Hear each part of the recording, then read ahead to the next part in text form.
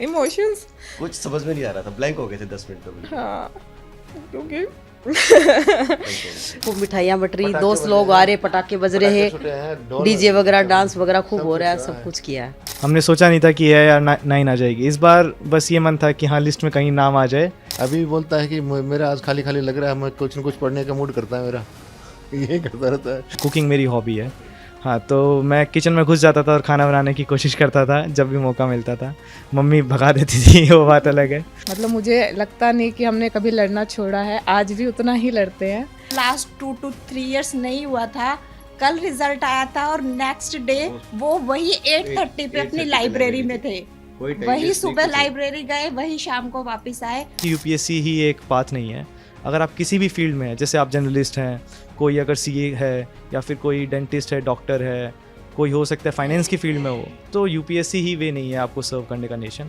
आप अपनी फील्ड में बेस्ट बने। Hello and welcome to Indian Masterminds. I'm Muskan Khandelwal and today I am with UPSC CSC 2024 topper Aditya Vikram Agarwal, जिन्होंने All India Rank 9 हासिल किया है. Thank you so much Aditya for joining Indian Masterminds today. Thank you. A big congratulations to you on this success. Thanks a lot, thank you. तो सबसे पहले तो मुझे ये जानना है कि आपने UPSC CSC क्यों चूज़ किया? आई वुड से इसके काफ़ी आंसर्स वेरी कर सकते हैं हर जगह, बट मेन मोटिवेशन यही रहा है कि एक जॉब सेटिस्फेक्शन हर किसी को चाहिए। तो मैं प्राइवेट सेक्टर में जॉब कर रहा था, तो मुझे लगा कि पब्लिक सेक्टर में अगर मैं शायद पब्लिक सर्विस की तरफ ज़्यादा जाऊं तो मुझे एक जॉब सेटिस्फेक्शन ज़्यादा मिलेगा। इसलिए मैंने फिर वो छोड़ के, टाटा मोटर्स में मेरी जॉब थी, जो मैंने जॉब छोड़ के फिर मैंने इसकी तरफ रुझान किया। तो आपने अभी तक कितने अटेम्प्ट्स दिए थे? ये मेरा 5th अटैम्प्ट था और 3rd इंटरव्यू था जिसमें मुझे सफलता मिली है। क्या रिएक्शन था जब पता चला कि अच्छा AIR 9 आया है, इतने अटेम्प्ट्स देने के बाद ये सक्सेस मिली है? काफ़ी खुशी हुई थी, काफ़ी शोर शराबा हुआ था जब पता चला था, क्योंकि काफ़ी अनएक्सपेक्टेड था। हमने सोचा नहीं था कि AIR 9 आ जाएगी इस बार, बस ये मन था कि हाँ लिस्ट में कहीं नाम आ जाए, क्योंकि लास्ट 2 बार मैंने इंटरव्यू दिया था तो रिज़ल्ट नहीं मिल पाया था। तो काफ़ी अच्छा लगा था जब AIR 9 आई थी। शुरू में थोड़ा सिंक इन होने में टाइम लगा था, बट धीरे धीरे समझ आ रहा है। तो कोई ब्यूरोक्रेट या किसी को देख के आपको मोटिवेशन या इंस्पिरेशन मिला?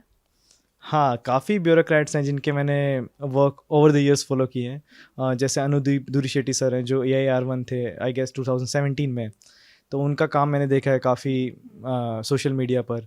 फिर हमारी सोनल गोयल मैम हैं जो हरियाणा से ही बिलोंग करती हैं, तो जब वो यहाँ पे पोस्टेड थी हरियाणा में तब उनका काम देखा अलग अलग डिपार्टमेंट्स में।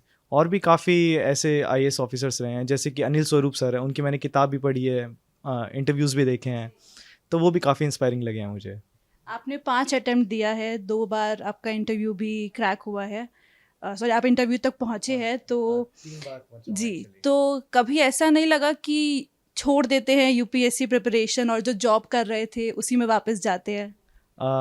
ये सच बात है, काफ़ी बार ऐसा लगता था कि मे भी चले जाना चाहिए, क्योंकि दोस्तों की लाइफ जब हम देखते हैं सोशल मीडिया पे तो लगता है कि काफ़ी अच्छी उनकी चल रही है लाइफ, घूम रहे हैं, एंजॉइंग द लाइफ, ये जो प्रिस्टीन ईयर, ये जो मेन ईयर्स है लाइफ के, तो लगता है काफ़ी ऐसा। बट हाँ, पेरेंट्स का हमेशा सपोर्ट रहा है, उन्होंने कहा कोई बात नहीं, ये सब तो बाद में भी कर सकता है, एक बार और चांस दे के देख ले, वी आर सपोर्टिंग यू। मतलब फाइनेंशियल प्रॉब्लम्स कभी रही नहीं है घर की तरफ से, तो उसकी वजह से सपोर्ट रहा है हमेशा, और इसलिए फिर मैंने फर्दर अटैम्प्ट्स भी दिए हैं।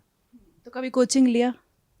कोचिंग मोर और लेस मैंने ऐसे स्पेसिफिक कोई कोचिंग नहीं लिया है, बट ओवर द टाइम मैंने अलग अलग टीचर्स से हेल्प ली है। जैसे करंट अफेयर क्लासेस थी एक दिपिन सर की, उनसे मैंने करंट अफेयर सीखा है। फिर मुझे एक सर मिले थे नटराज पॉलराज सर, तो उन्होंने मुझे एंथ्रोपोलॉजी की आंसर राइटिंग सिखाई है, उन्होंने GS की आंसर राइटिंग भी काफ़ी हेल्प किया है मुझे। और कुछ टीचर्स हैं जैसे ज्योग्राफी के सुदर्शन सर हैं, मृणाल सर हैं इकोनॉमिक्स के, तो उन्होंने भी काफ़ी अच्छा, उनका काफ़ी अच्छा कंटेंट है और काफ़ी सीखने को मिला है उनसे भी। तो कैसा रूटीन और कैसा शेड्यूल होता था आपका रोज़ का, सुबह से लेके शाम तक? कैसे पढ़ाई करते थे, पढ़ाई के अलावा क्या क्या किया? रूटीन मेरा एक ही रहा है लंबे टाइम से कि अर्ली टू वेक, और फिर सुबह उठ के थोड़ा सा घूम लिए, रनिंग के लिए चले गए। काफ़ी अच्छे अच्छे दोस्त बन गए हैं मेरे आसपास, तो उनके साथ रनिंग पे चले जाते थे। फिर नाश्ता करके सीधा लाइब्रेरी चले जाते थे। अराउंड 8 से 8:30 के बीच लाइब्रेरी पहुंच के वहाँ पर around 6 to 7 in the evening वहाँ पे रहते थे, और फिर उस टाइम पढ़ते थे, थोड़ा अपना लंच कर लिया, दोस्तों से बातें कर ली, थोड़ा सा नैप ले लिया वहीं वहीं पर, और यही मेरा रूटीन रहा है काफ़ी सालों से। तो अगर आप थोड़ी सी ब्रीफ में अपनी स्ट्रैटेजीज बता सके तीनों अटेम्प्ट के लिए, प्रीलिम्स, मेंस और इंटरव्यू। प्रीलिम्स के लिए एक ही चीज़ थोड़ी अच्छी रहेगी कि अगर स्टैटिक पे ज़्यादा फोकस किया जाए। हम यूजुअली क्या होता है, अलग अलग जगह भागते हैं, तो अगर एक ही आपने सोर्स रखा और उसी को मल्टीपल टाइम्स रिवाइज किया है, अगर आपने एक जगह से पढ़ लिया दैट्स इनफ, उसको बार बार रिवाइज करिए। प्रीवियस ईयर के क्वेश्चंस को, अराउंड 10 to 12 ईयर्स के क्वेश्चन पेपर जो आते हैं यूपीएससी के, उनको बार बार देखिए। एक पैटर्न मिलेगा आपको कि यूपीएससी क्या पूछना चाह रहा है और क्या आप आंसर्स लगाना चाहते हैं। इसके अलावा थोड़ा करंट अफेयर्स, जैसे मैं current affairs Indian express follow करता था, आप कोई भी न्यूज़पेपर फॉलो कर सकते हैं।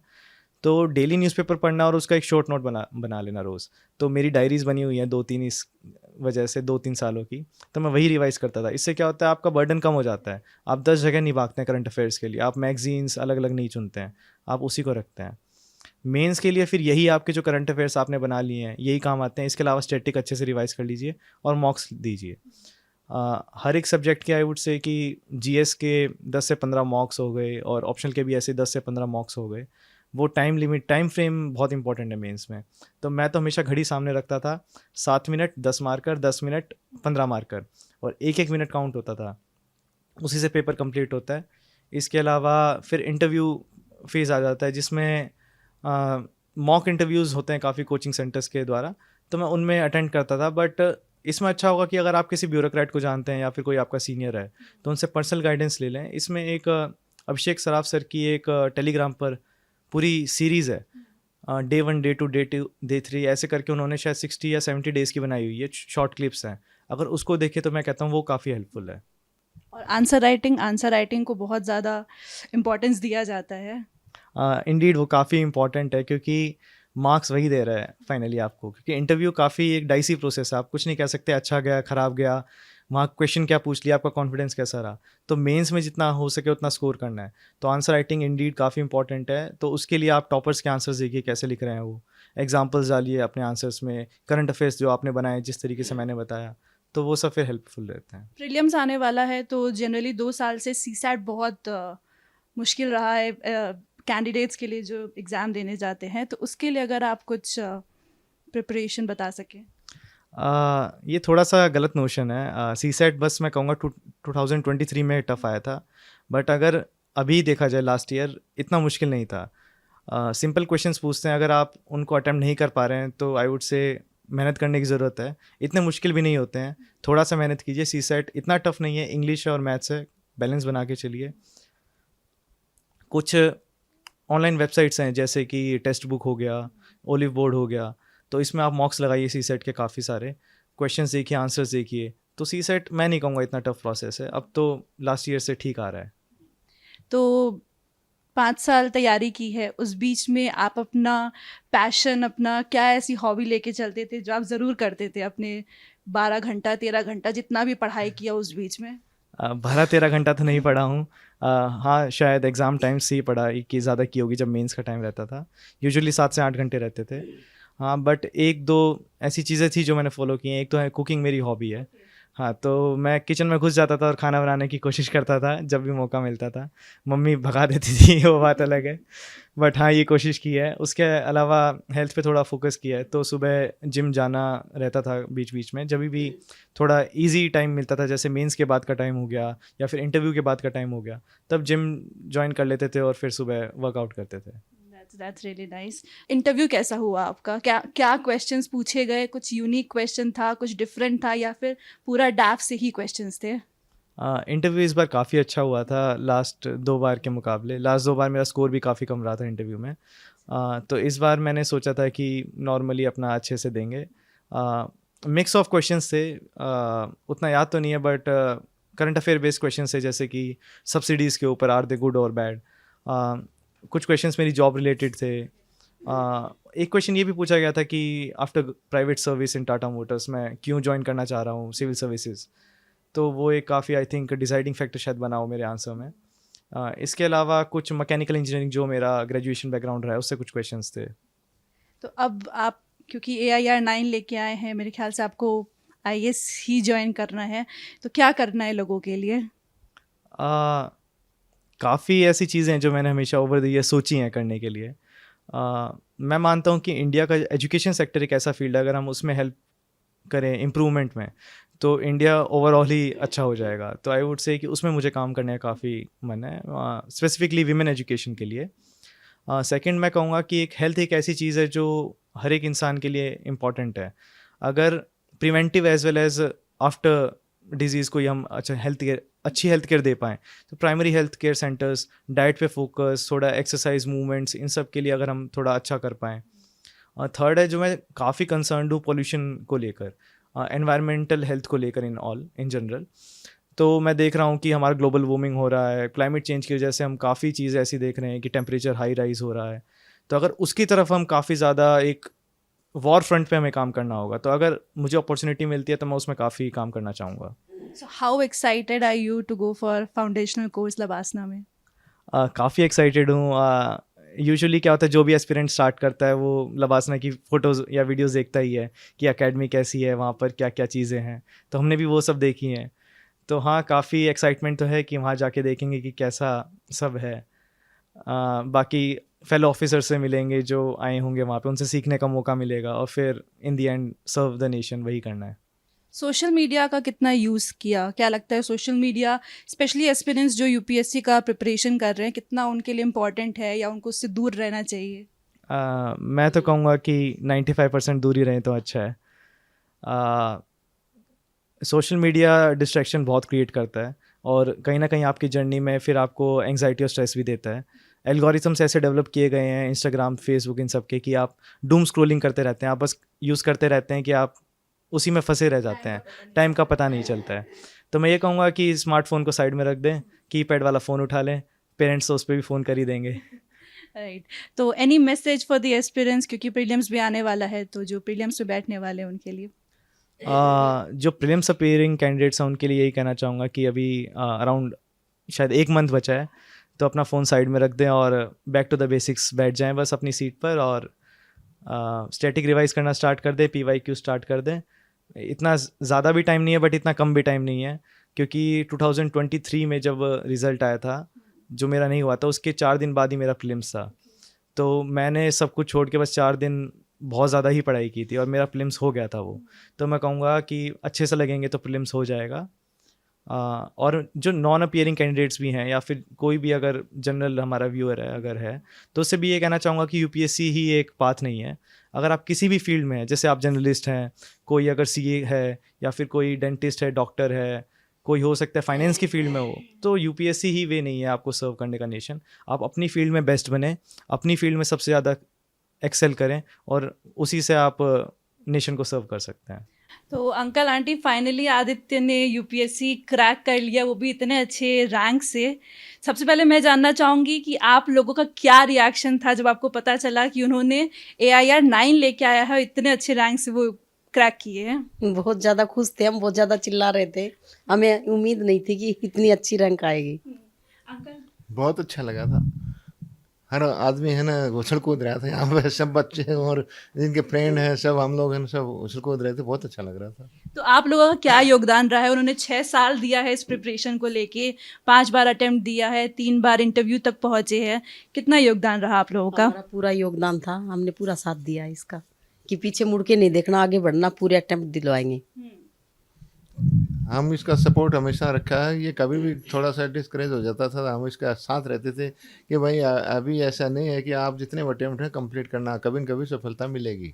इसको पीछे मुड़ने का हमने कभी भी अवसर नहीं दिया। तो अभी जब वो IAS बन गए हैं, AIR 9 आया है उनका, तो आपकी क्या एक्सपेक्टेशंस हैं उनसे? क्या चाहते हैं कि क्या बदलाव लेके आए वो? जो भी करे अच्छा करे, पूरी ईमानदारी से करे। पूरी ईमानदारी से करे, पूरे लगन से करे, देश सेवा अच्छे ढंग से करे, और जो भी इसको काम दिया जाए पूरी ईमानदारी वफादारी से करे। जो भी बेचारे गरीब हैं या गुरबे हैं उनकी पूरी सहायता करे, यही हमारी इच्छा है। तो क्या आदित्य हमेशा से ही इतने पढ़ाकू थे, इतने इंटेलिजेंट थे स्कूल टाइम से ही? हाँ, बचपन से ही इतने ज़्यादा इंटेलिजेंट है।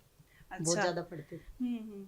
कुछ आप कहना चाहेंगे अंकल? बहुत बहुत अच्छा पढ़ने वाला है ये। मेरे ख्याल में 10th में भी इसका 98 या 96 आया था, 12th में डिस्ट्रिक्ट टॉपर आया है, और उसके बाद में भी खाली टाइम में बुक्स में पढ़ता रहता है।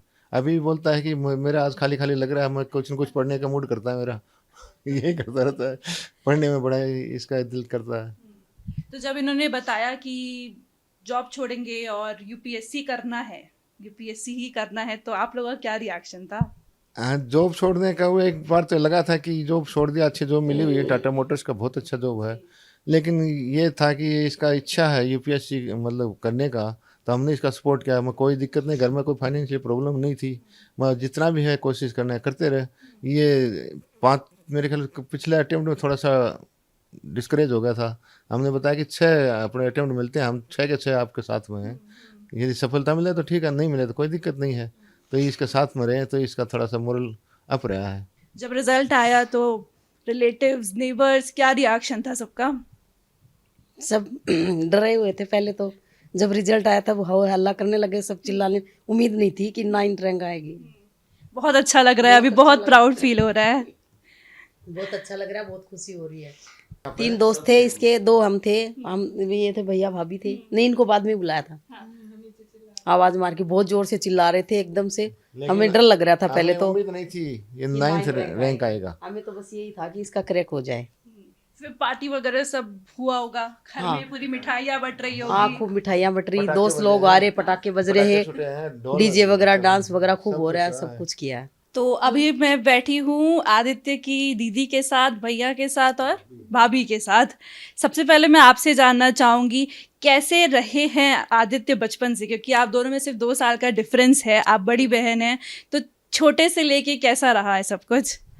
नॉर्मल जैसे सिस्टर ब्रदर होते हैं, बिल्कुल वही रिलेशन रहा है। एकेडमिकली मैं कहूँगी हमेशा से स्मार्ट रहा है ये, हर चीज़ में हमेशा टॉप में रहा है, नर्सरी से लेके आज तक हमेशा पढ़ाई में एकदम टॉप में रहा है। बहुत जल्दी चीज़ें से याद हो जाती है मुझे लगता है, और मुझे नहीं होती हैं तो वो तो है ही। और फिर हम लड़ते बहुत थे, मतलब मुझे लगता नहीं कि हमने कभी लड़ना छोड़ा है, आज भी उतना ही लड़ते हैं, तो वो चीज़ हमेशा रहेगी। तो इसका नेचर ही ऐसा हमेशा थोड़ा पढ़ाई की तरफ रहा है, लेकिन उसके अलावा भी थोड़ा जैसे कि स्पोर्ट्स में भी खेलता है, और जिम का इसे बहुत शौक है, जिम भी बहुत करता है, तो हेल्थ की तरफ कॉन्शियस हमेशा रहा है। ऑल्दो कुकिंग का शौक है, खाने का शौक है, बट साथ में हेल्थ कॉन्शियस भी बहुत रहता है। तो ये सब चीज़ें हमेशा रही हैं। खाने को लेके कभी लड़ाई हुई? नहीं, खाने को लेके कभी लड़ाई नहीं। मतलब किचन में जाता है तो मदर्स का थोड़ा रहता है कि पढ़ाई कर ले, मेरा किचन गंदा कर दिया, लेकिन लड़ाई कभी नहीं हुई। उसको बहुत ज़्यादा खाना बनाना और खाने का शौक है, मेरा थोड़ा इसमें नॉर्मल रहा है, तो उसमें कभी लड़ाई नहीं हुई है। भैया मैं आपसे जानना चाहूँगी, आपने कहा कि मैं 6 साल की इसकी जर्नी बता सकता हूँ, कैसा रहा जब आपने देखा है इनको पूरी 6 साल बहुत मेहनत से, शिद्दत से पढ़ाई किया है, तब जाके आज ये रैंक हासिल हुई है? बिल्कुल, भैया ने बहुत हार्ड वर्क किया है। अगर इनकी जगह कोई और होता तो शायद नहीं कर पाता। बीच में दो नहीं हुआ उनका 2 अटेम्प्ट में, फिर भी उन्होंने कंटिन्यू किया, और ये सबसे बड़ा प्लस पॉइंट है उनका कि मतलब वो फेलियर के बाद बहुत जल्दी रिकवर होकर लगातार लगे रहे। बहुत डिसिप्लिन लाइफ है इनकी, जिनको सुबह 8 बजे लाइब्रेरी जाना है तो जाना ही है, शाम को आना है तो 8 बजे आना है, आते ही अपना डिनर करके लग जाना है। मतलब ये आज अपने यहाँ तक पहुँचे हैं तो अपने हार्डवर्क और अपने डिसिप्लिन लाइफ की वजह से पहुँचे हैं। बहुत सिंपल लाइफ जीते हैं और डिसिप्लिन, और इनकी बुक्स से बहुत प्यार करते हैं ये। तो मैं तो इनकी जर्नी देखी है तो यही कहूँगा कि मेहनत करें लगातार, जो कंसिस्टेंसी है वो प्लस पॉइंट है इनका, तो इसी वजह से आज ये लेवल पहुँचे और ये वेल डिज़र्व करते हैं ये। जब से इन्होंने ये यूपीएससी की तैयारी स्टार्ट करी है, मैं जब से जानती हूँ भैया को, एक एक दिन देखा है मैंने, मतलब मैं ये कह सकती हूँ वो इतने मेंटली स्ट्रांग है। कल रिजल्ट आया है और आज तो अब इस साल हो गया है तो हम उस चीज़ को एंजॉय कर रहे हैं, बट जब लास्ट 2 to 3 years नहीं हुआ था, कल रिजल्ट आया था और नेक्स्ट डे वो वही 8:30 पे अपनी लाइब्रेरी में थे, वही सुबह लाइब्रेरी गए, वही शाम को वापस आए, तो इसी से अंदाजा लगा सकते हैं कि वो कितना मेंटली स्ट्रांग है। जब रिजल्ट आया कितना प्राउड फील हो रहा है आप लोगों को? मैं तो मतलब बहुत ज़्यादा प्राउड, आंसू ही नहीं रुक रहे। वो अभी भी रो रही है, वो अभी भी वो इमोशंस कुछ समझ में नहीं आ रहा था, ब्लैंक हो गए थे 10 मिनट तो बिल्कुल। हाँ, क्योंकि तो बहुत टाइम से इंतजार था इस 10 मिनट तक सब ब्लैंक थे, कुछ नहीं समझ में आ रहा था, और उसके बाद फिर सबने जो शोर मचाया, सब कोई कहाँ जंप कर रहा है, कोई कहाँ बस छत थी तो मतलब ये कंटेन हो छत गया। टूट जाती है अगर, मतलब कौन सब बड़े बड़े थे, लेकिन वो बच्चों की तरह सब रो रहे थे हम सब, मतलब बहुत विश्वास नहीं हो रहा था इंतजार कि भैया 9th रैंक ले आएंगे। ये तो था कि वो Crack तो क्रैक पता करेंगे, ये सबको ये पता तो था, सबको था कि लेकिन होना तो टॉप है 10 ही। में आना बहुत बड़ी अचीवमेंट है। होना तो था ही ये।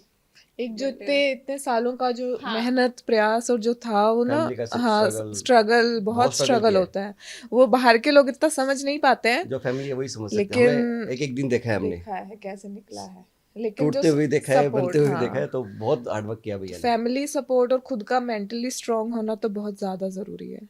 दो जब वो आईएएस बन चुके हैं तो क्या एक्सपेक्टेशन है उनसे? अभी तो मुझे लग रहा है, मुझे ये चीज संकिन ही नहीं हुई है कि वो आईएएस बन गए हैं। मुझे तो मेरा भाई ही लग रहा है। तो भाई तो हमेशा ही रहेंगे, पर आईएएस कोई बोलता है तो इतनी बहुत बड़ी चीज है वो, तो एक्चुअली वो रियलाइज नहीं हो रही है। बट एक्सपेक्टेशन यही है कि हमेशा डाउन टू अर्थ रहे, जैसे अभी हैं, फैमिली और अपने फ्रेंड्स और टीचर्स उनके साथ हमेशा जैसे आप हैं हमेशा वैसे रहे।